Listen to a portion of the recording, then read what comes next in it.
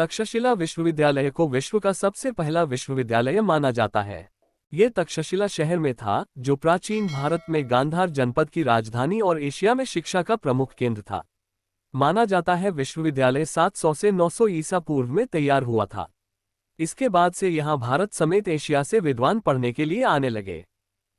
इनमें चीन, Syria, Greece और बेबीलोनिया भी शामिल हैं। फिलहाल ये पंजाब प्रांत के रावलपिंडी जिले की एक तहसील है और इस्लामाबाद से लगभग 35 किलोमीटर दूर है। तक्षशिला का उल्लेख पुराणों में भी मिलता है। कहा जाता है कि इसकी नींव श्रीराम के भाई भरत ने अपने पुत्र तक्ष के नाम पर रखी थी। बाद के समय में यहाँ कई सारे नई पुराने राजाओं का शासक रहा। इसे गांधार नरेश का राजकीय संरक्षण मिला हुआ था और राजाओं के अलावा आम लोग भी यहाँ पढ़ने आते रहे। पहली बार साल 1863 में जमीन के नीचे दबे इस महान विश्वविद्यालय के अवशेष मिले।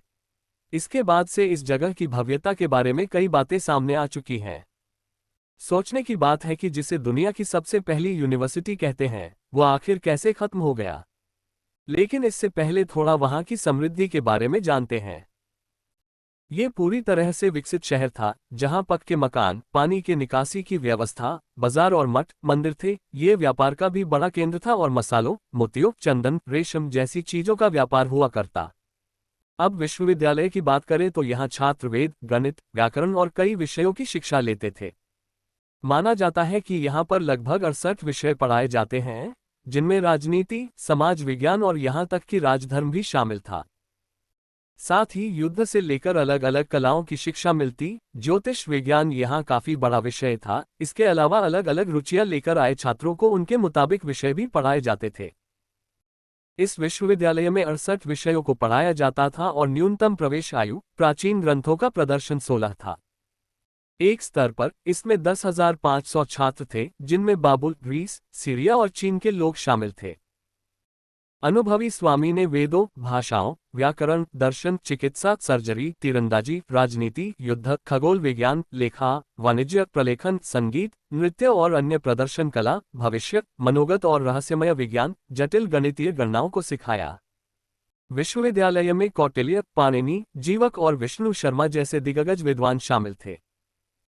बाद में अनेकों आक्रमणों से ये भव्य विश्वविद्यालय खत्म हो गया। इसका पता 1863 में लगा, जब पुरातात्विक खुदाई के दौरान जनरल कनिंघम को यहाँ के अवशेष मिले। इससे शहर के अलग अलग पहलू खुलते गए।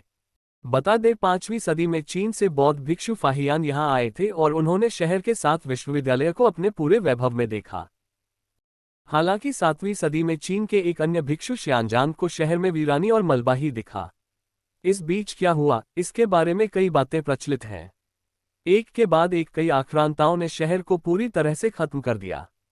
कुछ इतिहासकारों का कहना है कि मध्य एशियाई खानाबदोश जनजातियों ने यहां आक्रमण करके शहर को खत्म कर डाला। इस कड़ी में शक और हून का जिक्र आता है। हालांकि बहुत से इतिहासकार के मुताबिक अरब आक्रांताओं ने ज्ञान के इस शहर को पूरी तरह से खत्म कर दिया ताकि इससे विद्वान न निकल सकें। 6वीं सदी में यहां पर अरब और तुर्क के मुसलमानों ने आक्रमण करना शुरू किए और बड़ी संख्या में तबाही मची। आज भी यहां पर तोड़ी हुई मूर्तियों और बौद्ध प्रतिमाओं के अवशेष मिलते हैं। यूनेस्को ने साल 1980 में तक्षशिला को विश्व धरोहर सूची में शामिल कर लिया।